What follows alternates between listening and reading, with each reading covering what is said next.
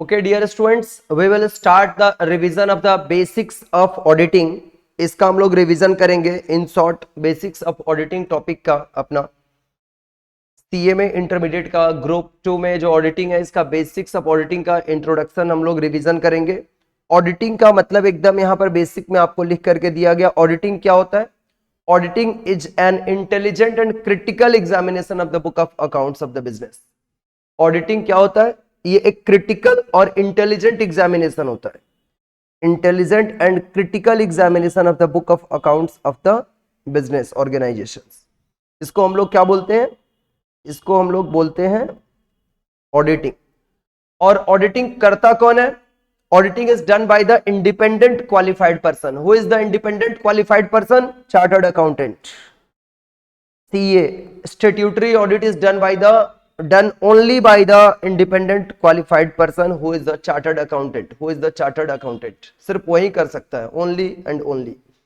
Next आपका जब auditing work किया जाता है तो ऑडिटिंग किसके हेल्प से किया जाता है? Auditing is done by the auditor with the help of the vouchers, documents, information and explanation. ये सभी जो वाउचर्स है, डॉक्यूमेंट्स है, इंफॉर्मेशन है और एक्सप्लेनेशंस है, who avails for the auditor to do the audit work. Client मतलब जो कंपनी का वो ऑडिट कर रहा होता है, वही कंपनी उसको ये सारे documents, information, explanations, vouchers available करती है, जिसके हेल्प से वो अपना ऑडिटिंग वर्क को कंप्लीट कर सकता है। एंड ऑडिटर क्या करता है? Auditor satisfy himself with the authenticity of the financial accounts prepared for a particular period. ये कंपनी जो है, क्लाइंट कंपनी जो है, एक पर्टिकुलर पीरियड से फॉर एग्जांपल से 1 ईयर का जो बुक ऑफ अकाउंट्स प्रिपेयर करके ऑडिटर को ऑडिट वर्क के लिए देती है, फाइनेंशियल अकाउंट्स।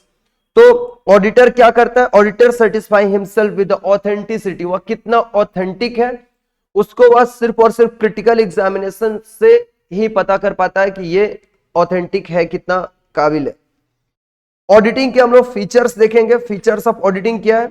ऑडिटिंग का फर्स्ट जो फीचर्स आपके सामने है, audit is a systematic and scientific examination of the book of accounts of the business. आपको अगर फीचर्स लिखने के लिए आते हैं 1 या 2 मार्क्स में, अगर आते भी हैं आपको लिखने के लिए, तो आप सिंपल तरीके से इसको लिख सकते हो फीचर्स ऑफ ऑडिटिंग में। ऑडिट क्या होता है? Audit is a systematic and scientific examination of the book of accounts of the business. ये अंडरलाइन रखना आपको, scientific and systematic and critical examination of the book of accounts of the business. दूसरा इसका features क्या है? Audit is undertaken bye. अच्छा, audit का work जो है ये कोई भी कर सकता है क्या? ऑडिट वर्क जो है ये कोई भी कर सकता है या सिर्फ और सिर्फ कुछ क्या जो क्वालिफाइड पीपल है वही सिर्फ इस ऑडिट वर्क को कर सकता है? ओके, तो audit is undertaken by the independent person who is not the employee of the company. जो एम्प्लॉय होता है कंपनी का वह नहीं करता है, एम्प्लॉय जो होता है वो तो इंटरनल ऑडिटिंग करता है। लेकिन this is statutory audit. Independent audit is done by the independent person और the body of person. Body of person मतलब फॉर्म करता है, firms who are duly qualified for the job. And duly qualified यहाँ पर chartered accountant है, वही लोग कर सकते हैं। Audit is the verification of the result shown by the profit and loss and the state of affairs as shown by the balance sheet। Company का जो profit and loss statement company ने बनाया अपने फाइनेंशियल अकाउंट्स का, company ने जो अपना balance sheet prepare किया है, इस बैलेंस शीट का जो रिजल्ट्स है, बैलेंस शीट में जो उसके स्टेट ऑफ अफेयर्स दिखाया गया, जो उसके एसेट्स, लायबिलिटी, कैपिटल शो किया गया है और कंपनी की जो प्रॉफिटेबिलिटी शो की गई है, इस प्रॉफिटेबिलिटी का वेरीफाई किया जाता है। वेरीफाई कौन करता है? एक इंडिपेंडेंट पर्सन। ये इंडिपेंडेंट पर्सन उसको वेरीफाई करता है और फिर ऑडिट वर्क होता है। तो ये वेरिफिकेशन के लिए ऑडिट कराया जाता है। And audit is a critical review of the system of accounting. जो system of accounting client company follow कर रही है, इंटरनल कंट्रोल सिस्टम फॉलो कर रहे हैं, इनका critical review is the auditing. इसका क्रिटिकल रिव्यू को ही हम लोग ऑडिट बोलते हैं। Audit is done with the help of the vouchers, documents, information, explanation received from the authorities or the received from the client। Client से जो vouchers, documents, information, explanations receive होते हैं, इसी से ऑडिट वर्क होता है, इसी से ऑडिट वर्क प्रोवाइड किया जाता है। तो आपको ये बताया गया फीचर्स ऑफ द ऑडिटिंग। छोटा सेशन है आज का, सेशन बहुत बड़ा नहीं होने वाला है, आज का सेशन। तीसरा नंबर जो आपका पॉइंट है, ऑब्जेक्ट ऑफ ऑडिटिंग है। ऑडिटिंग क्यों किया जाता है, ऑडिटिंग वर्क क्यों किया जाता है, इसका ऑब्जेक्ट क्या है, what is the objectives of auditing. Number one objectives, the objectives of auditing may be classified into two parts, primary objectives और सेकेंडरी ऑब्जेक्टिव्स। दो पार्ट्स में हम लोग देखेंगे इसको, दो पार्ट्स में इसको देखेंगे, प्राइमरी और सेकेंडरी। क्लियर है ना, प्राइमरी और सेकेंडरी दो ऑडिट के इसके पार्ट्स हैं, प्राइमरी और सेकेंडरी ऑडिट, सेकेंडरी और इंसिडेंटल ऑब्जेक्टिव्स। इसमें आपको ऑब्जेक्टिव्स में भी लिखा हुआ था, आगे हम देख लेते हैं, ठीक है। अभी इस पे आ जाओ आप, basic principle governing and audit. Basic principles governing and audit में integrity, objectives, objectivity and integrity, objectivity and independence. Second principle है ऑडिट को कौन सा प्रिंसिपल गवर्न करता है, basic principles governing and audit work which is the confidentiality, skill and competence, work performed by others, documents, planning, audit evidence and integrity, objectivity and independence। ये basic principle है जिससे auditing work होता है, accounting system and internal control, audit conclusion and reporting. इसके points में दो तीन points आप याद रख सकते हो, बिकॉज कि कभी अगर आ गया कि बेसिक प्रिंसिपल गवर्निंग ऑडिट क्या है तो आप एक दो पॉइंट इसमें से लिख सकते हो। ट्रू एंड फेयर व्यू का मतलब क्या होता है, ट्रू एंड फेयर व्यू के ऊपर तो शॉर्ट नोट्स लिखने के लिए भी आपके एग्जाम्स में आते हैं, शॉर्ट नोट्स लिखने के लिए भी आपके एग्जाम्स में आते हैं ट्रू एंड फेयर व्यू के ऊपर। देखिए ट्रू एंड फेयर व्यू के ऊपर व्यू का मतलब क्या होता है।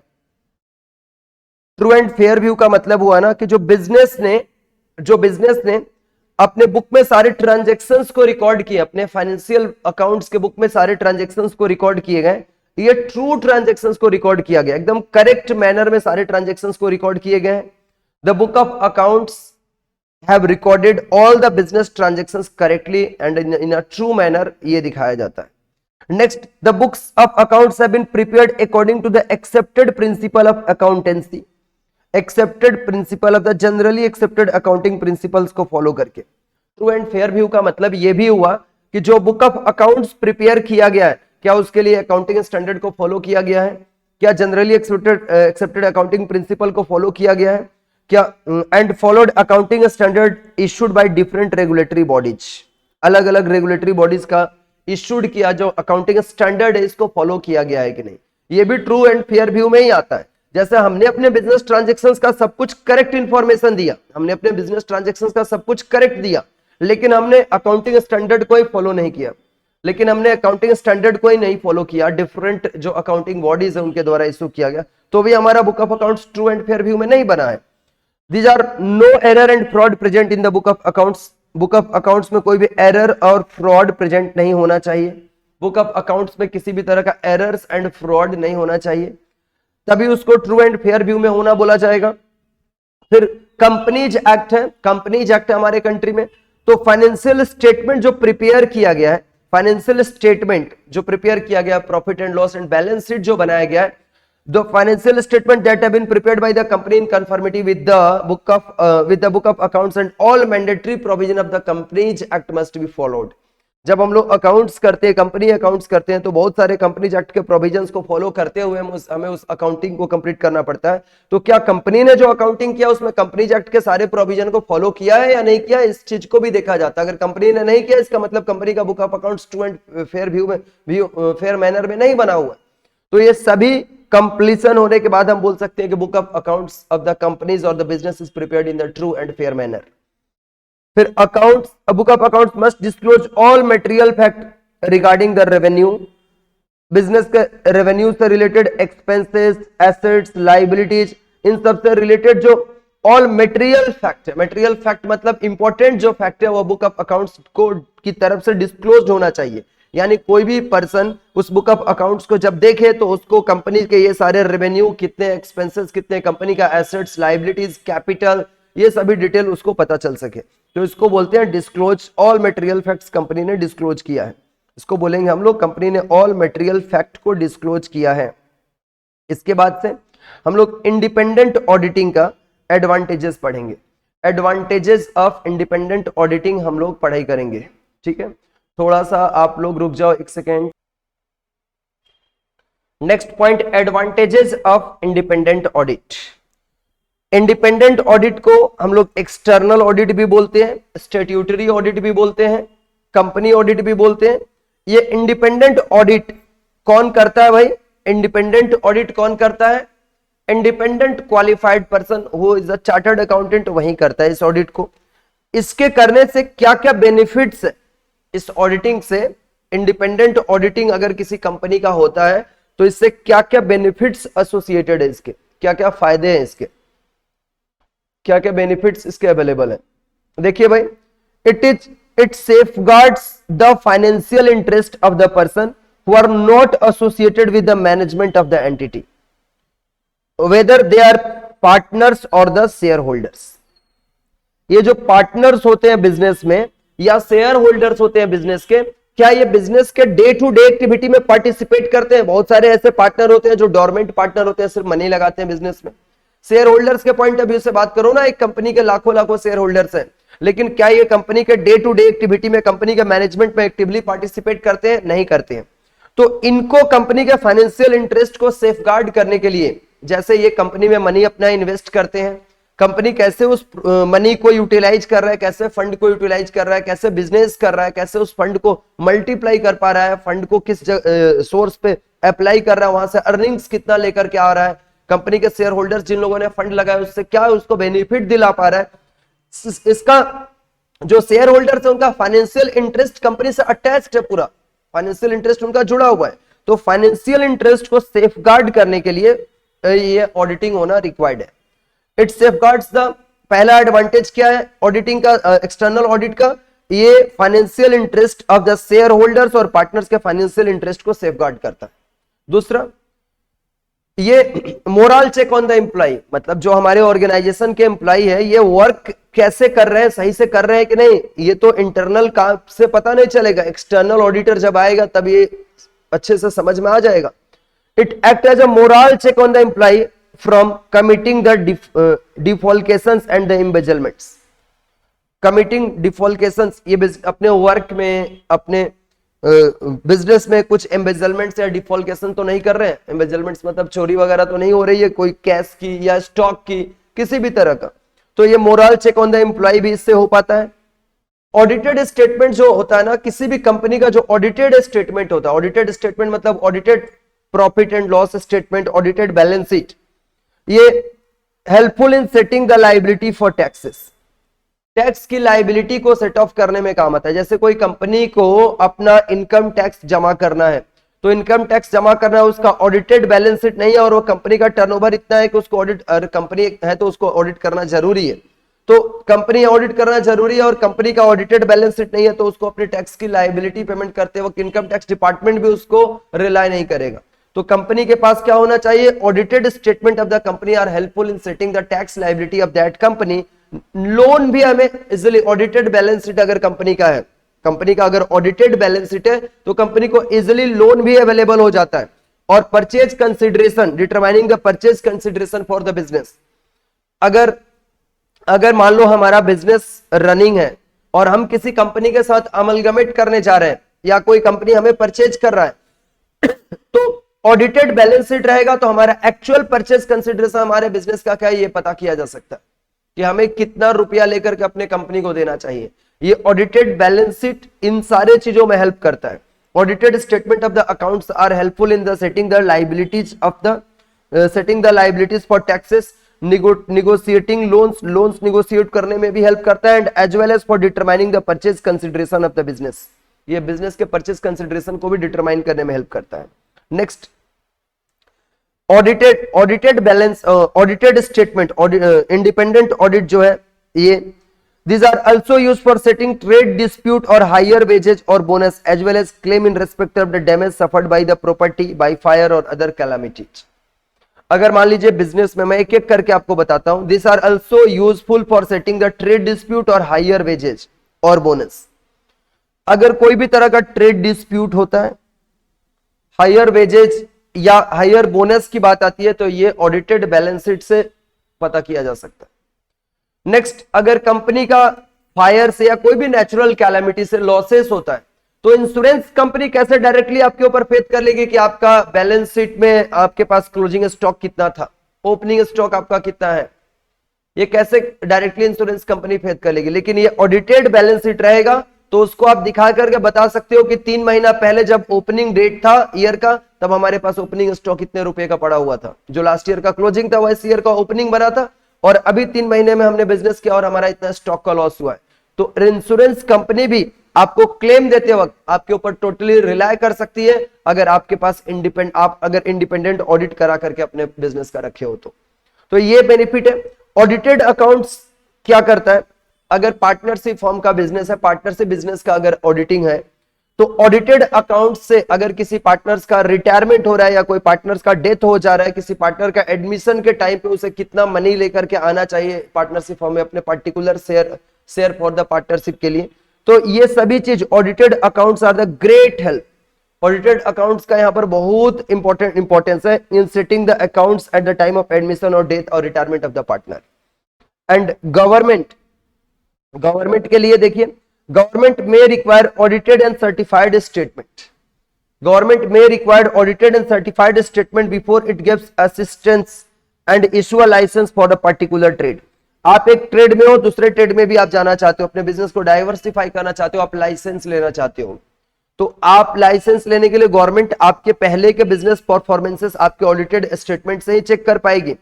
अगर गवर्नमेंट से आप लोन लेना चाहते हो, गवर्नमेंट ने बहुत सारा लोन देने का स्कीम भाई बना के रखा है, तो आपके पास ऑडिटेड और अपना सर्टिफाइड स्टेटमेंट होना चाहिए जिसके हेल्प से आप ये बेनिफिट ले सकते हो। तो ऑडिटिंग कराने का, इंडिपेंडेंट ऑडिट का इतने सारे एडवांटेजेस हमें अवेलेबल है, इतने सारे बिजनेस में एडवांटेजेस अवेलेबल है, सो हमें एक्सटर्नल ऑडिट मस्टली एकदम कराना ही चाहिए। इसके बाद हमें एसे 200 है, एसे 200 standard of auditing 200, standard of auditing 200 जो अभी हम लोग करने जा रहे हैं। देखिए एसे 200 issued by ICAI, Institute of Chartered Accountant of India, gives the following basic principles that governs the auditor's responsibility whenever an audit is carried out। इसमें एसे 200 में क्या बताया गया है, while doing the audit work, ये एग्जाम्स में आता है, बहुत इंपॉर्टेंट है। मैंने तो आप लोगों को मेन कोर्स में जो लोग पढ़ाई कर रखे हैं, मेन कोर्स में भी आपको ये सारा कुछ एकदम डिटेल में बताया गया था कि एसे 200 जो आईसीएआई ने इशू किया है उसमें उस बेसिक प्रिंसिपल्स को बताया गया है, जो प्रिंसिपल्स एक ऑडिटर को अपने ऑडिट वर्क को कैरी ऑन करते वक्त क्या करना चाहिए, फॉलो अप करना चाहिए। उसकी ऑडिटर्स की रिस्पॉन्सिबिलिटी क्या है, ऑडिटर्स रिस्पॉन्सिबिलिटी के बारे में बताया गया। उसमें नंबर 1 पॉइंट देखिए, integrity, objectivity and independence. Integrity, objectivity and independence. Auditor should be straight forward, honest होना चाहिए, सिंसियर होना चाहिए and free from any influence on his audit work. भाई एक्सटर्नल ऑडिटर है, वह ऑडिट वर्क पे होगा तो वह किसी भी तरह के एक्सटर्नल फोर्सेस से इन्फ्लुएंस नहीं होना चाहिए, वह एकदम अपने प्रिंसिपल्स को फॉलो करके स्ट्रेट फॉरवर्ड, ऑनेस्ट और सिंसियर मैनर में उसे अपना क्या करना चाहिए, ऑडिट वर्क कंप्लीट करना चाहिए। इंटीग्रिटी को, ऑब्जेक्टिविटी को, जो उसका ऑब्जेक्टिविटी है, क्योंकि एक ऑडिटर के ऑडिटेड बैलेंस शीट के ऊपर, ऑडिटेड स्टेटमेंट के ऊपर, ऑडिटेड बुक ऑफ अकाउंट्स के ऊपर कितने लोग रिलाय करके अपने इन्वेस्टमेंट करते हैं। So he should maintain the impartiality and be free from any interest. उसका कोई भी तरह का इंटरेस्ट अटैच्ड नहीं होना चाहिए कंपनी के टुवर्ड्स, जिस कंपनी का, जिस क्लाइंट कंपनी का वो ऑडिट वर्क कर रहा है उसे कैसा होना चाहिए। ऑडिटर्स की रिस्पॉन्सिबिलिटी क्या है, ऑडिटर्स को free from any type of the external influence होना चाहिए, ऑनेस्ट होना चाहिए, स्ट्रेट फॉरवर्ड होना चाहिए एंड सिंसियर होना चाहिए। Next, confidentiality, he should not disclose the, confidentiality का मतलब क्या होता है, कॉन्फिडेंशियल रखना, बहुत सारी चीजों को कॉन्फिडेंशियल रखना। आप रख पाते हो क्या कोई बातों को, कॉन्फिडेंशियलिटी। देखिए इसमें क्या है कॉन्फिडेंशियलिटी पॉइंट में, he should not disclose the client information to anybody without the client permission or under any regulatory requirement। Confidentiality का मतलब आप एक, भाई ये ऑडिट कौन करता है, एक क्वालिफाइड चार्टर्ड अकाउंटेंट करता है, उसको इतना एथिक्स पता है कि उसको अपना क्लाइंट का कोई भी इंफॉर्मेशन, कि क्लाइंट का क्या टर्नओवर है, उसका बिजनेस में क्या पोजीशन है, स्टॉक की हालत कैसा है, एसेट्स कितना ओल्ड वह यूज कर रहा है, ये कोई भी तरह का कोई भी बिजनेस में अपने क्लाइंट का इंफॉर्मेशन को उसे कॉन्फिडेंशियल रखना है, डिस्क्लोज नहीं करना है, किसी के सामने भी डिस्क्लोज नहीं करना है, कोई भी रेगुलेटरी रिक्वायरमेंट में भी उसको डिस्क्लोज नहीं करना है इस चीज को। नेक्स्ट पॉइंट कैसा होना चाहिए, ये बहुत इंपॉर्टेंट पॉइंट है मेरे बच्चों, बहुत इंपॉर्टेंट, इग्नोर नहीं एकदम, इसको तो अच्छे से करना है। Number 3 point, skill and competence. Skill and competence, the audit should be performed and audit report be prepared by adequately trained, experienced and competent person. Obvious सी बात है ना कि ये ऑडिट रिपोर्ट कौन प्रिपेयर करता है, audit should be performed and audit report, audit कौन परफॉर्म करेगा ऑडिट वर्क को, trend person, experienced person, competent, capable, qualified person, वही ऑडिट कर पाएगा, वही ऑडिट करेगा, जो वही ऑडिट करेगा और वही रिपोर्ट भी प्रिपेयर करेगा। स्किल एंड कॉम्पिटेंसी होनी चाहिए उसको ऑडिट वर्क करने में। वर्क परफॉर्म्ड बाय अदर्स, जैसे ऑडिटर्स के जो वर्क दूसरे लोग परफॉर्म करते हैं उसके बिहाफ पे, जैसे उसका असिस्टेंट है ऑडिटर्स का, तो ऐसे लोग असिस्टेंट है उसका, दैट मींस उसका ट्रेनी है, ओके ना, आर्टिकल है उसका, तो auditor should carefully supervise the work performed by others. अगर मान लो उसका कोई आर्टिकल से वह वर्क अपना करवाया और आर्टिकल ने कुछ कमी रख दिया वर्क में, हो सकता है आर्टिकल से गलती हो सकती है, लेकिन इसको भी केयरफुली जजमेंट करना किसकी काम है, ऑडिटर्स की। ऐसा इधर लिखा हुआ है, ऐसा रियली में कुछ अलग ही बात है। देखिए, auditor should carefully supervise the work performed by the others as remains responsible for the work delegated by him to his assistant। वह कोई भी वर्क अगर अपने किसी अदर्स जूनियर्स को, अपने किसी असिस्टेंट को, अपने किसी आर्टिकल को, किसी को भी वह अपना वर्क अगर डेलीगेट किया है, अपनी रिस्पॉन्सिबिलिटी वो डेलीगेट किया है, तो उनके वर्क जो परफॉर्म किए गए उसकी जजमेंट करना, उसको चेक करना, उनके वर्क को, ये रिस्पॉन्सिबिलिटी भी ऑडिटर्स की होती है। वर्क परफॉर्म्ड बाय अदर्स की रिस्पॉन्सिबिलिटी भी ऑडिटर की ही होती है। डॉक्यूमेंटेशन पॉइंट में आपको क्या बताया गया, proper working paper, documentations, proper working paper, audit working paper, ये टॉपिक भी आपको बताया गया था। Proper working paper should be maintained by the auditor to evidence the audit work उसने किया है, कब, किस तरह का ऑडिट वर्क, किस डेट पे उसने क्या वर्क परफॉर्म किया, इसके लिए वो proper audit working paper maintained by the auditors. Working paper which is maintained is to demonstrate that audit is in adherence to the basic principles को फॉलो अप करते हुए ऑडिट वर्क किया जा रहा है। प्लानिंग, अच्छा, ऑडिटर कोई audit work करने जाएगा तो विदाउट प्लानिंग ऑडिट वर्क करने जाएगा क्या, ना, क्लाइंट टू क्लाइंट उसके प्लानिंग भी चेंज होते हैं। मैं पूछ रहा हूं आप लोगों से, पूछ रहा हूं, एकदम गूंगे होकर के पढ़ाई नहीं करना, बोलते रहना है आपको। The auditor should obtain the knowledge about client business, वह पहले प्लान, ऑडिटर्स जिस क्लाइंट का बिजनेस क्या है, उसका बिजनेस का नेचर क्या है, ऑडिट का प्रोसीजर, उसके हिसाब से वो प्लान करता है। Auditor should obtain the knowledge about the client business to determine the nature, timing and extent of the audit procedure.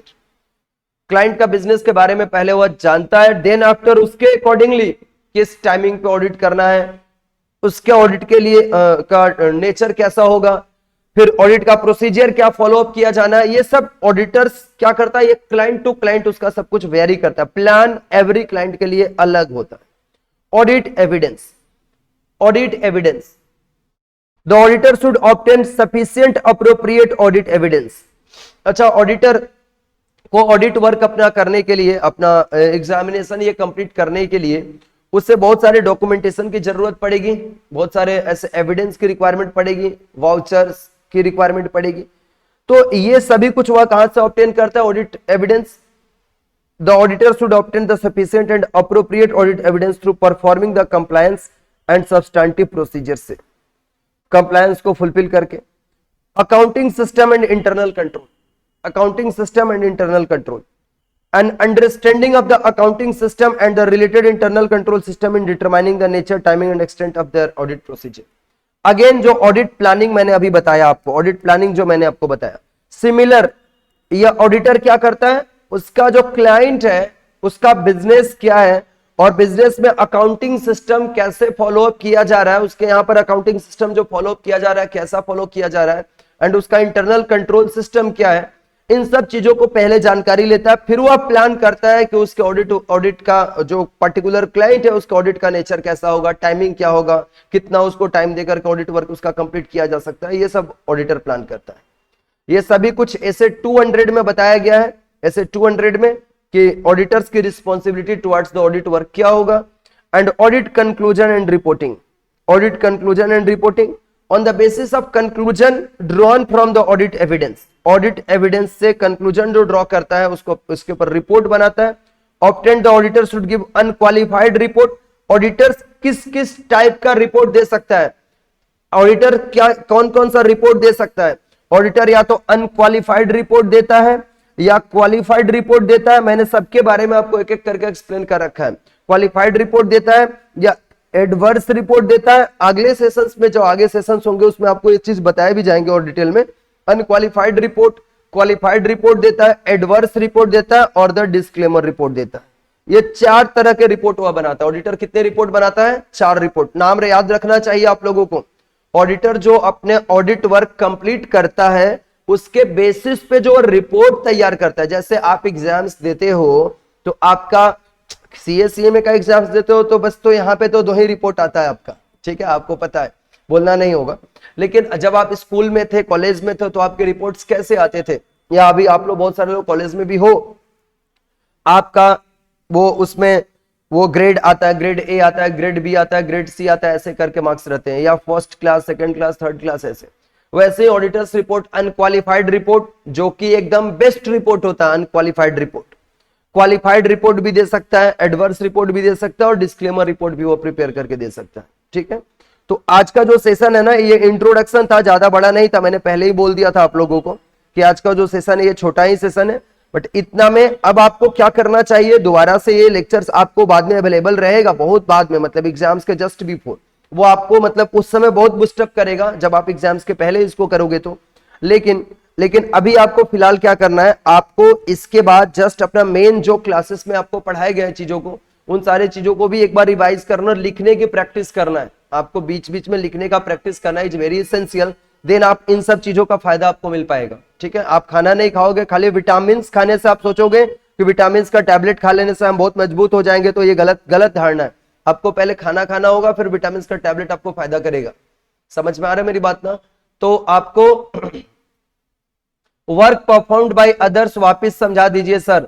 Work performed by others, अरे भाई ऑडिटर जो है ना, ऑडिटर का जैसे दूसरे लोगों को वर्क डेलीगेट किया, जैसे कोई मेन सीनियर ऑडिटर है, उसके अंडर में कोई न्यूली क्वालिफाइड चार्टर्ड अकाउंटेंट उसके अंडर में काम कर रहा है, या उसके बहुत सारे आर्टिकल असिस्टेंट है, ये लोग उसके लिए काम कर रहे हैं, तो उनको ये जो वर्क डेलीगेट करता है ना मेन ऑडिटर, वो लोग वर्क जो परफॉर्म करके रिपोर्ट करते हैं इसको कि सर हमने, आपने ये वर्क दिया था, हमने किया, तो क्या ये उनके किए गए वर्क को चेक करेगा या नहीं, या उनके किए गए वर्क के ऊपर डायरेक्टली रिपोर्ट तैयार कर देगा? खुद रिस्पॉन्सिबल है कि उन्होंने जो वर्क किया उसमें हमारे साइड के, हमारे आर्टिकल में ही तो कुछ गलती नहीं कर दी है ना, तो इस चीज को वह फिर से रिस्पॉन्सिबल है इसके टुवर्ड्स कि उनके किए गए वर्क को भी वह चेक करता है, देन चेक करके सर्टिफाई करता है कि हाँ यहाँ पर सही है, और फिर जाकर के वो अपनी रिपोर्ट तैयार करता है। तो ये वर्क परफॉर्म्ड बाय अदर्स हुआ, ठीक है। चलो, और जो लोग क्लासेस नहीं करते, अगर उनसे आपका बात है, आप उनका अच्छा चाहते हो, तो उनको भी बताओ कि क्लासेस को ज्वाइन करें, otherwise they will face the loss, ठीक है।